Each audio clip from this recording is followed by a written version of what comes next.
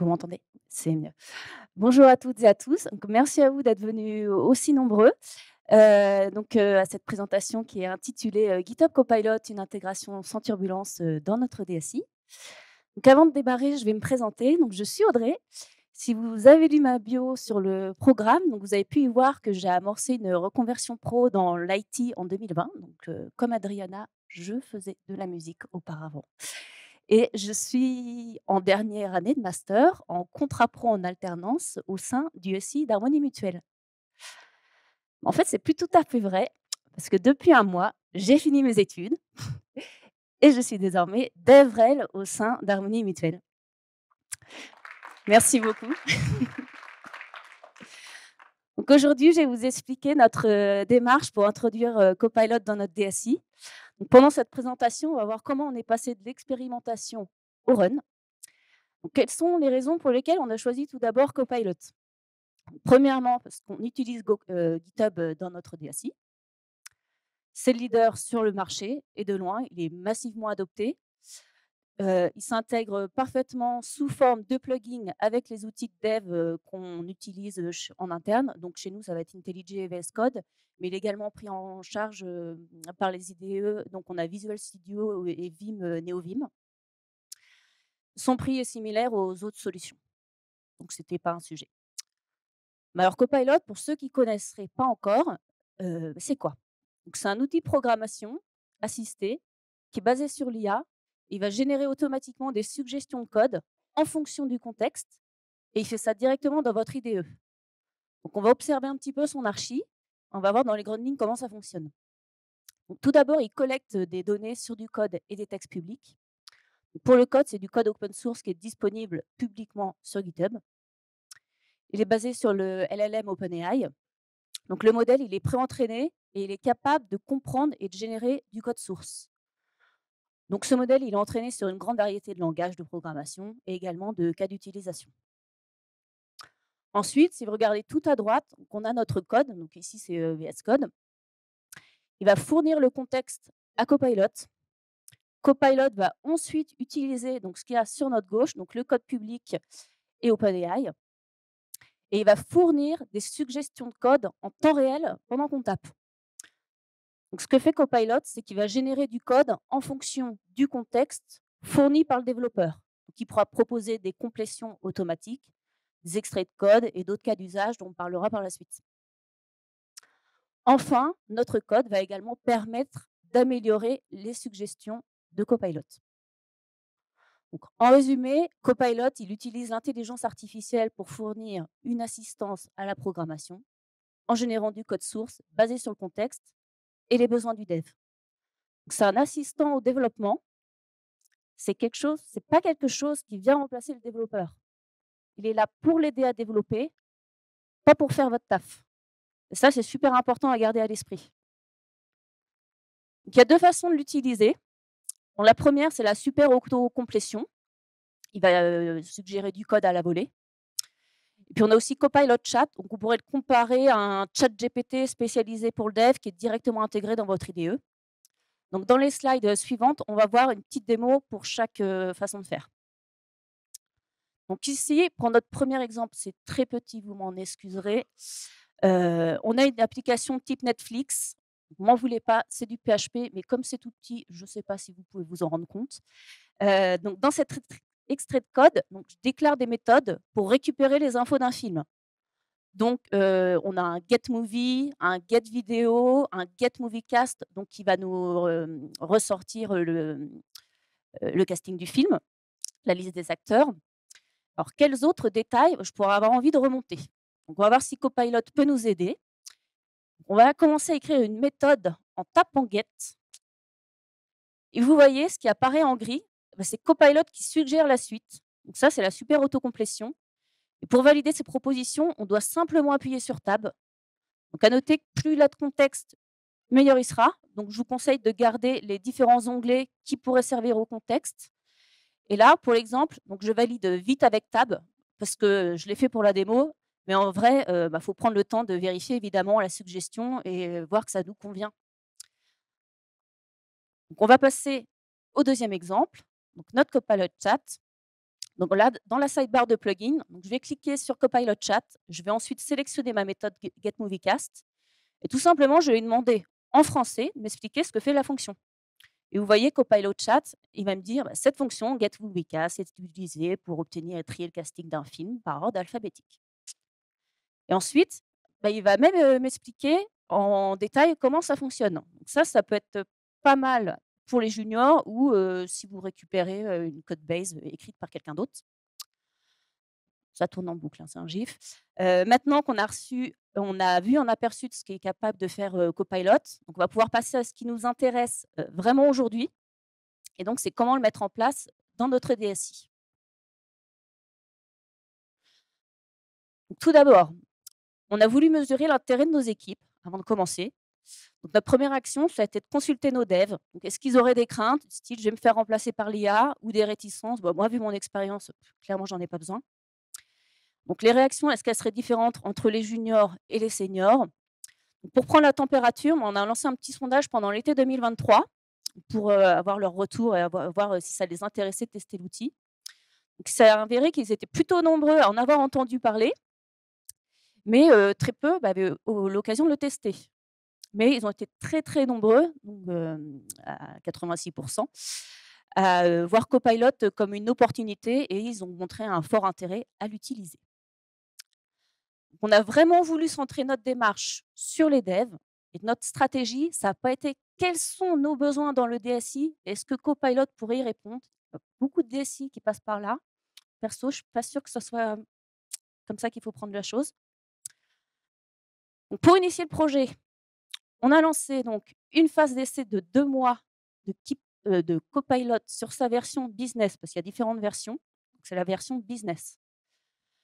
C'est une opportunité qu'on a ouverte à tous nos devs, donc ce qui représente environ 150 personnes chez nous et on a créé un canal de discussion Teams.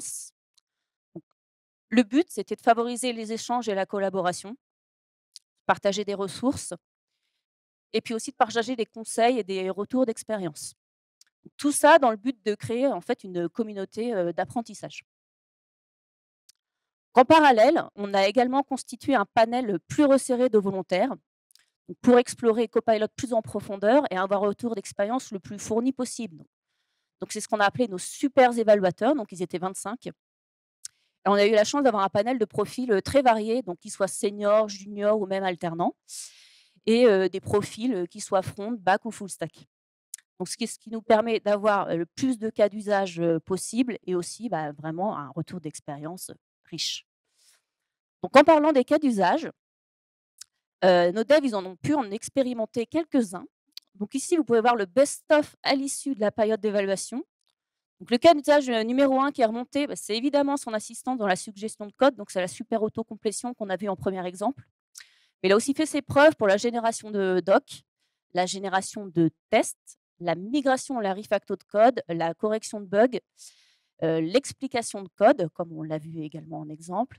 Et puis, il peut aussi vous donner un petit coup de pouce pour, respecter les normes d'accessibilité et c'est un sujet assez critique en ce moment. Je pense que ça vous concerne tous. Donc bien qu'il ait montré des capacités vraiment impressionnantes, il a aussi quelques faiblesses, on ne va pas se le cacher. Donc il peut lui arriver de faire des propositions hors sujet, il va proposer du code, redondant, il va faire des réponses incomplètes et puis il peut aussi suggérer l'utilisation de méthodes inexistantes. Après, il n'est pas parfait. Heu, D'où l'intérêt de relire et ne pas valider avec Tab sans réfléchir comme je le disais auparavant. Donc aussi, lors de nos échanges avec notre groupe de super évaluateurs, certains ont soulevé des questions sur la manière dont les développeurs juniors pourraient utiliser efficacement l'outil dans leur phase, d'apprentissage. Donc ça a entraîné un très long échange avec des avis différents. Donc ça a vraiment souligné, la nécessité d'une approche bien réfléchie dans le déploiement de Copilot et son utilisation, dans notre DSI. Donc malgré ces petits points d'attention, Copilot a vraiment fait l'unanimité chez nos devs. La slide, elle parle d'elle-même. Donc en haut, les 4 citations, je ne les ai pas inventées, c'est leur retour.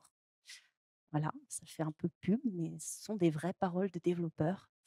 Les 3 noms qu'on voit sur la gauche, ils soulignent l'utilité de Copilot dans le quotidien de travail des devs.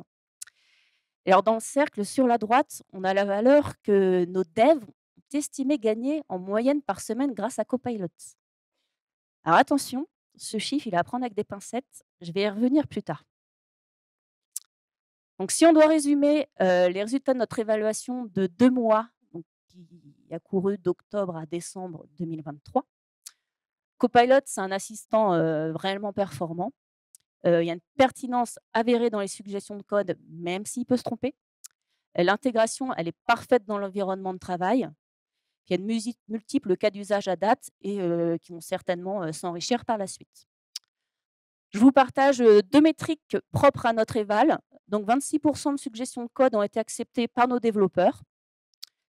Ça représente 21 522 lignes de code écrites avec l'aide de Copilot. Et ça, c'est sur une période d'1 mois. C'est aussi un réel facteur d'attractivité IT. On sait qu'on est sur un domaine qui est un peu en tension, niveau recrutement.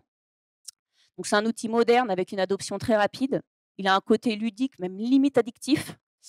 Il participe, grandement à ce qu'on appelle la développeur happiness, donc le bien-être des développeurs. Puis alors, il faut savoir que la licence, étudiant, elle est gratuite.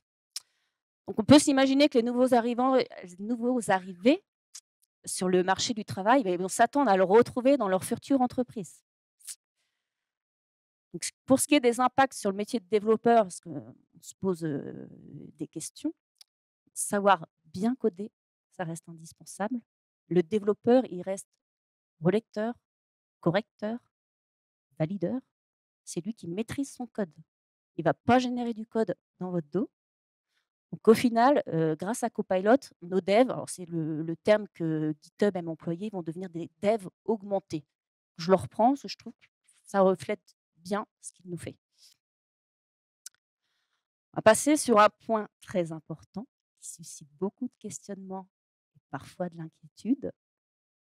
Donc je travaille pour Harmonie Mutuelle, on est hébergeur de données de santé. Donc c'est un vrai sujet chez nous. La sécurité. On a eu plusieurs échanges avec l'équipe SSI concernant l'intégration, de Copilot. On a examiné ses conditions d'utilisation.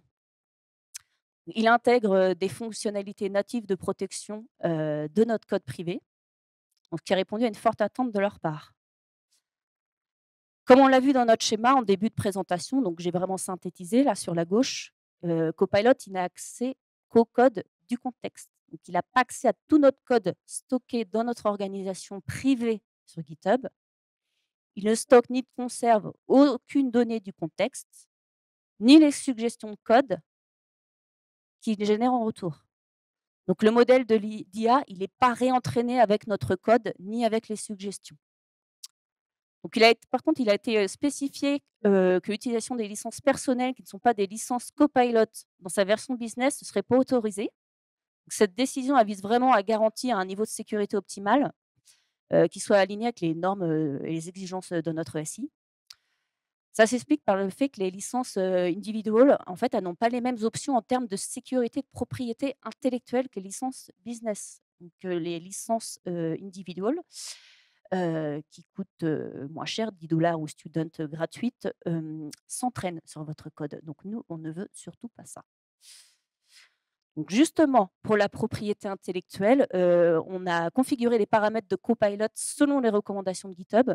Donc il suffit tout simplement de bloquer l'option Suggestion Matching Public Code et on se prémunit de toute violation des règles de copyright.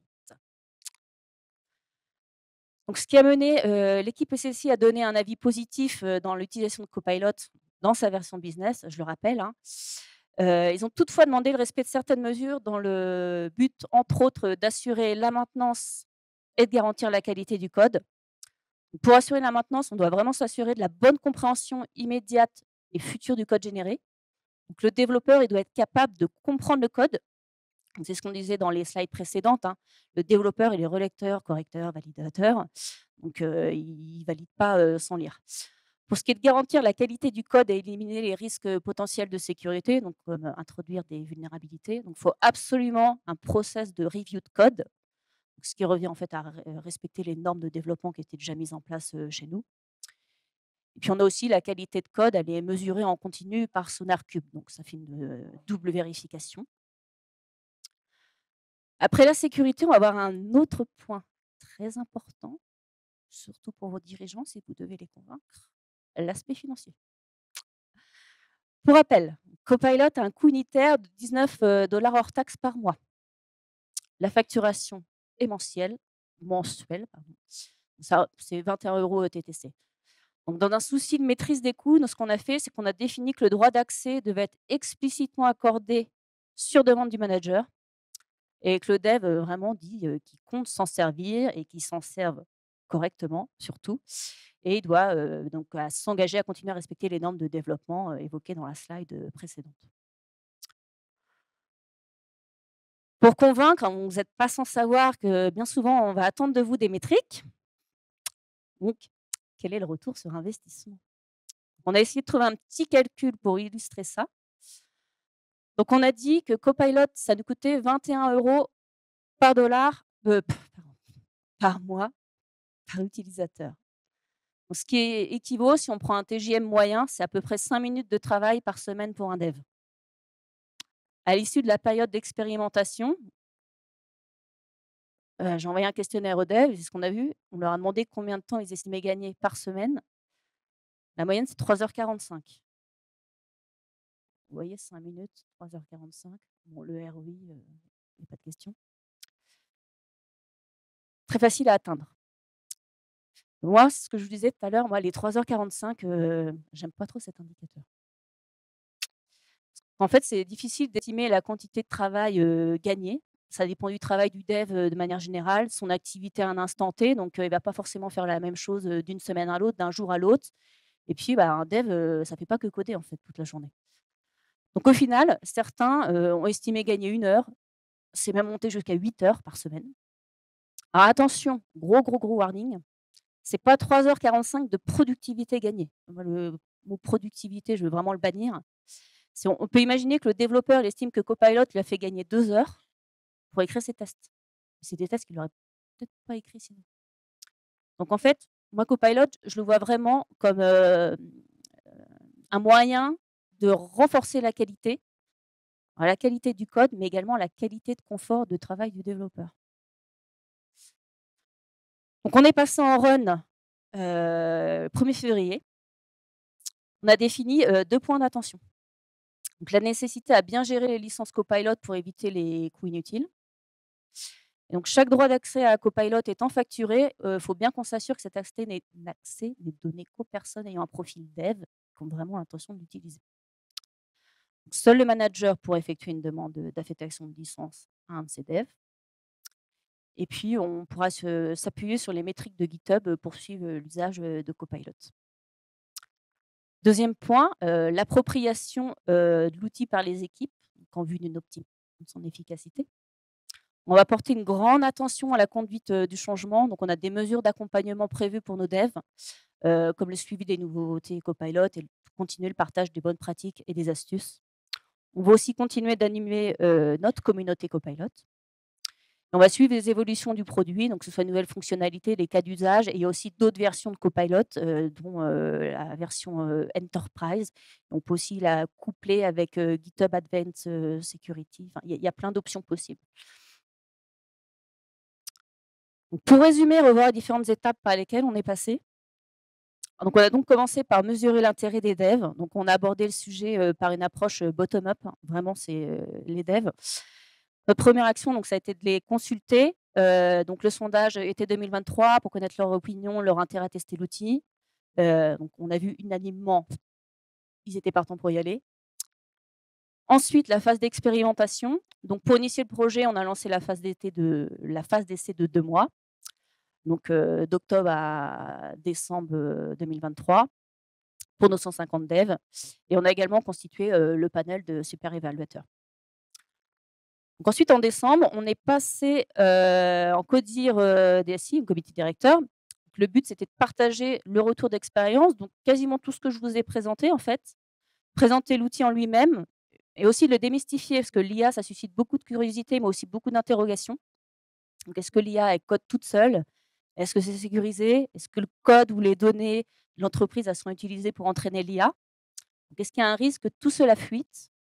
Et l'IA, est-ce qu'elle hallucine? Ça, on l'a beaucoup vu, l'IA hallucine partout. Donc le but ici, en fait, c'était de mettre, les parties prenantes au bon niveau d'information et de leur partager les métriques, dont on a parlé, il y a 2 slides. Donc et en janvier, on a obtenu le go pour, l'activation de Copilot Business et on est en run, depuis le 1er février, 2024. Donc voilà comment on a intégré GitHub Copilot sans turbulence dans notre DSI.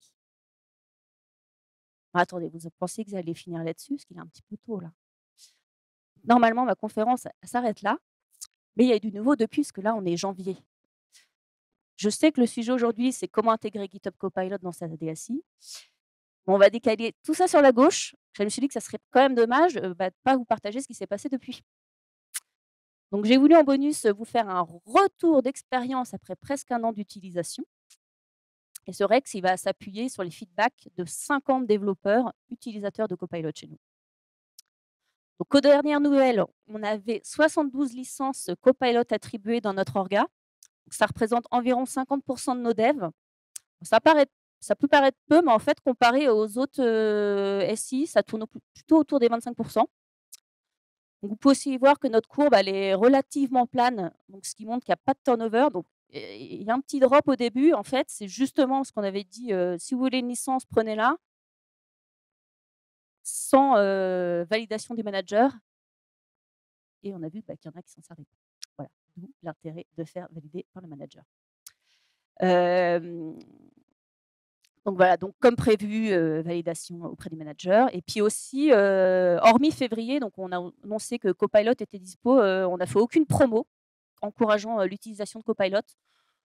On s'est dit qu'on allait laisser le bouche à oreille, faire son œuvre, les devs vont voir: «Tiens, c'est quoi le truc que tu utilises? Ça a l'air pas mal. Ouais, bah, tiens, je te montre» et puis aussi, on sait que l'IA, c'est un sujet qui peut parfois diviser, donc on a choisi de pas forcer la main aux personnes qui éprouvaient pas le besoin ou l'envie de l'utiliser.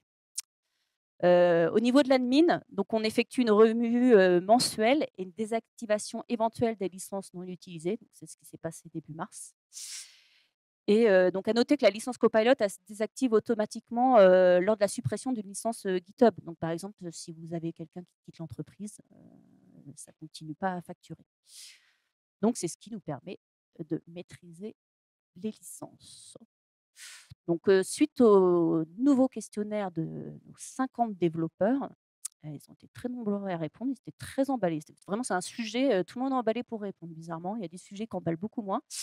On a confirmé des cas d'usage qui avaient été identifiés, pendant la période d'expérimentation. Sur le podium, on retrouve la super autocomplétion, suivie par la génération des tests unitaires. Est-ce qu'il y a des gens qui aiment écrire des tests unitaires ici? C'est bien, les tests, c'est bien. Alors, on n'a pas toujours le luxe, du temps pour ça, on est d'accord? Donc générer les tests après avoir codé, faut pas se cacher, c'est pas clairement l'idéal.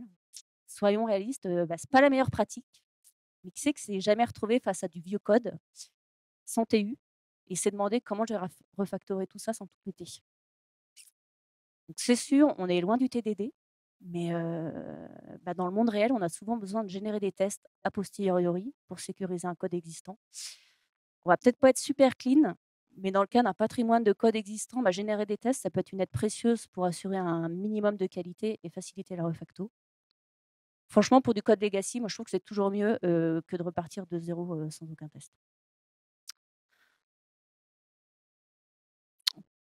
Pour ce qui est des gains en efficacité, les devs ont revalidé ce qu'ils avaient constaté, hein.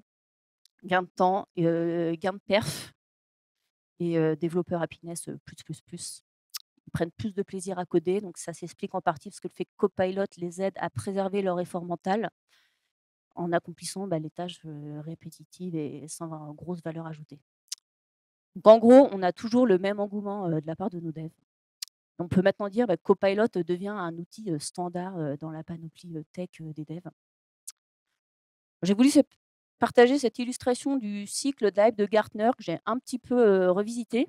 Bien souvent, quand on a une nouveauté qui apparaît, hein, on a un très grand pic, de la hype, puis on atteint le sommet des attentes surdimensionnées, puis après, c'est, l'abîme, des illusions, quoi.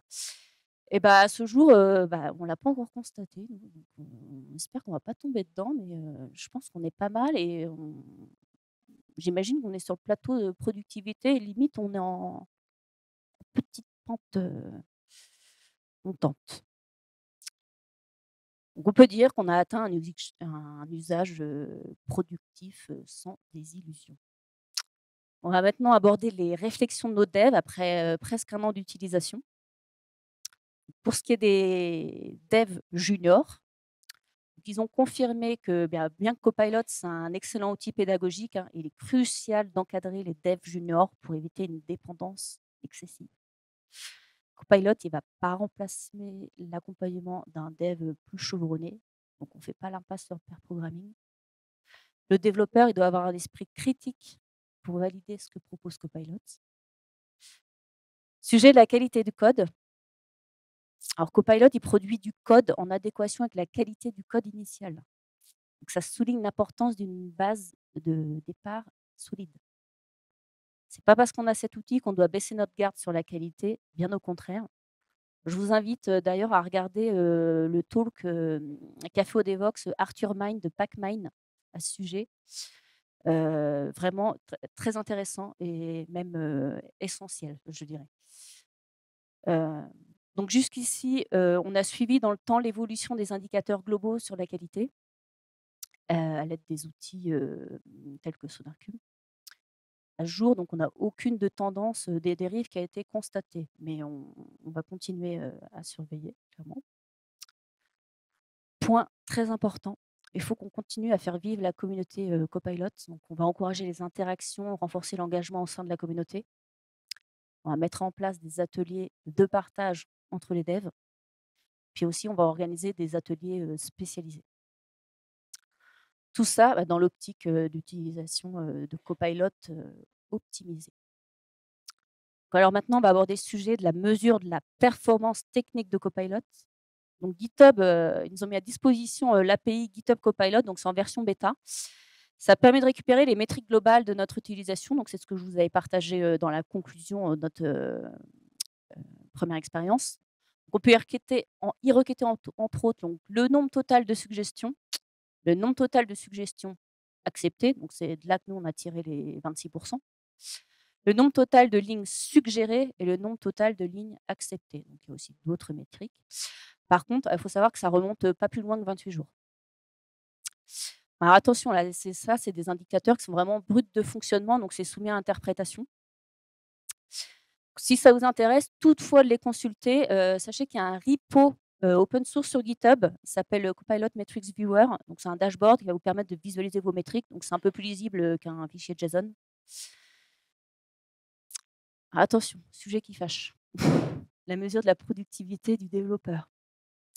Est-ce que vous avez une idée comment on mesure de manière industrielle la productivité d'un développeur? Le nombre de lignes de code écrites, le nombre de d'EPR émergés, la qualité finale de ce qu'il a réalisé. Par là, j'entends un code qualitatif, pas de nouveaux bugs, test unitaire, ce sont que quelques exemples. Le nombre de tickets Jira traités, peut-être. Bon, je pense que vous voyez où je veux en venir. Ces indicateurs, est-ce qu'ils sont vraiment pertinents? Donc pour être tenté d'utiliser la métrique nombre total de lignes acceptées, moi je l'avais partagée, hein, au Rex, hein, ça fait toujours un petit effet waouh. Franchement, elle ne correspond pas forcément au nombre de lignes de code écrites à la fin. Un développeur très verbeux, est-ce qu'il est productif? Bah non, clairement non. Donc je pense qu'il est vraiment important de faire entendre, qu'une mesure de performance, de Copilot, c'est possible. C'est soumis à interprétation. Donc et c'est vraiment impossible à corréler avec une mesure de productivité des développeurs. Donc c'est pour ça qu'on a suggéré de continuer à évaluer, le ressenti des développeurs surveiller ces indicateurs existants, tels que ceux sur la qualité globale du code. Merci à tous pour votre attention. J'espère que ce Rex vous a plu.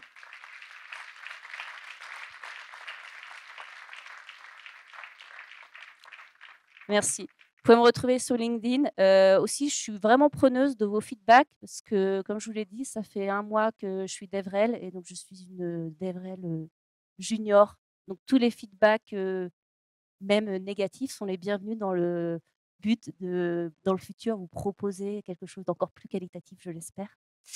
Donc si vous avez des questions, je suis ravie d'y répondre et puis sinon, bah, n'hésitez pas, je reste dans les parages, donc je suis disponible aussi, après, ce talk. Du coup, n'hésitez pas à lever la main. J'arrive.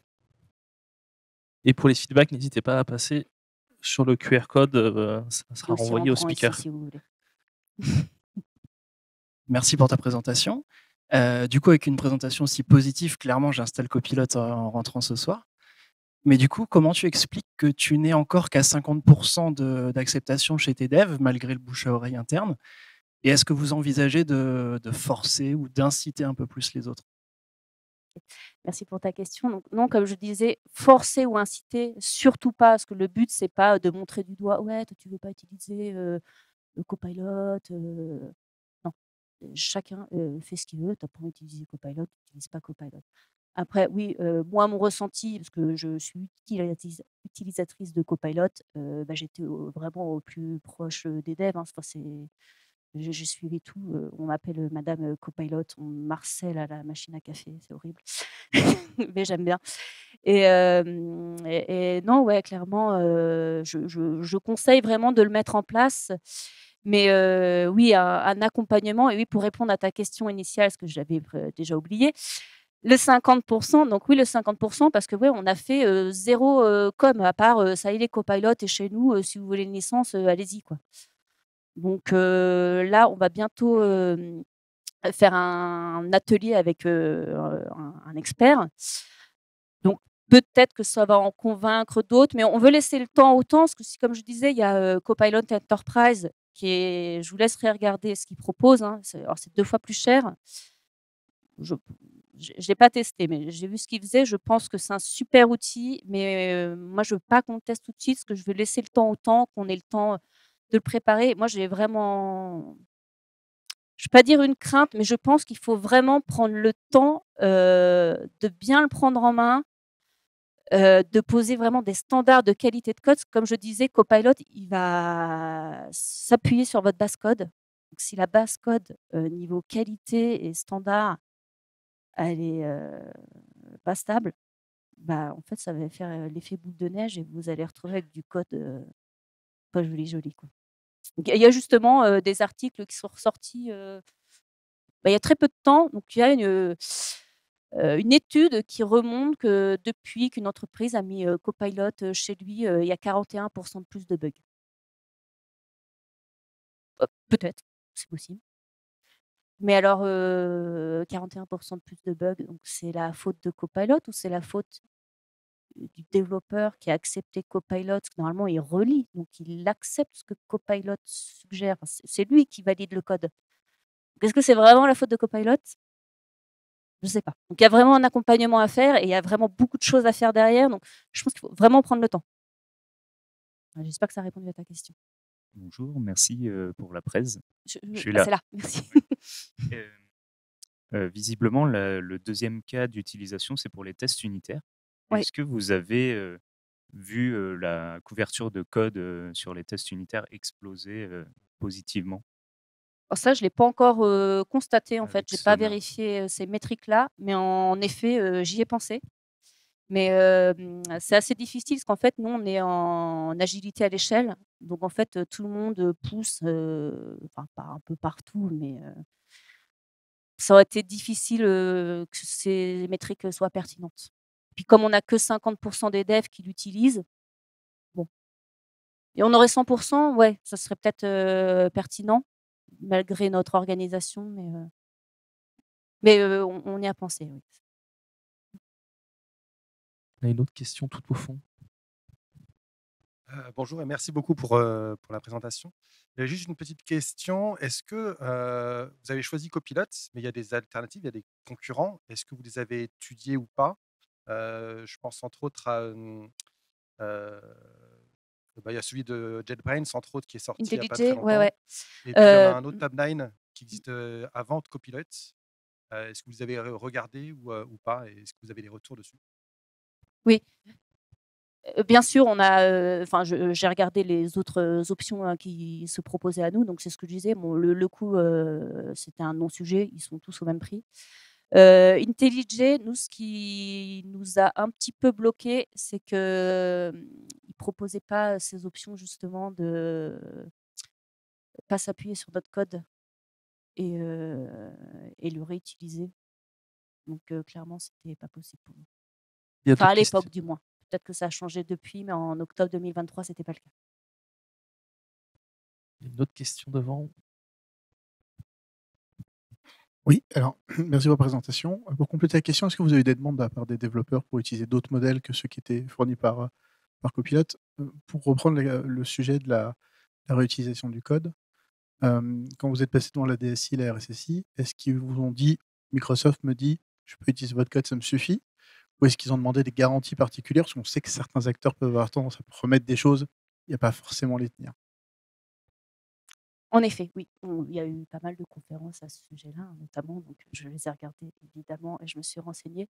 Donc GitHub, ce qu'ils nous ont fait, hein, ce qu'ils savent que c'est un des grosses, craintes, hein, clairement et des freins, la question de la sécurité, c'est peut-être la plus importante et c'est justifié.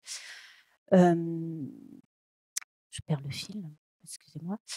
Heu Oui, donc pour, anticiper ça, en fait, ils nous ont, filé, plein de docs et des liens et en fait, moi, j'ai examiné tout ça. C'est pas mon expertise, hein, la sécurité. Donc j'ai fait une présentation à mes RSSI. Je leur ai dit: «Voilà la doc qui est fournie». Aussi, GitHub, ils nous ont dit: «Si vous voulez que nos RSSI, ils nous contactent, qu'on discute, on peut». Donc ils font le nécessaire pour rassurer. Après, oui, ce qu'ils promettent, normalement, c'est sécurité OK.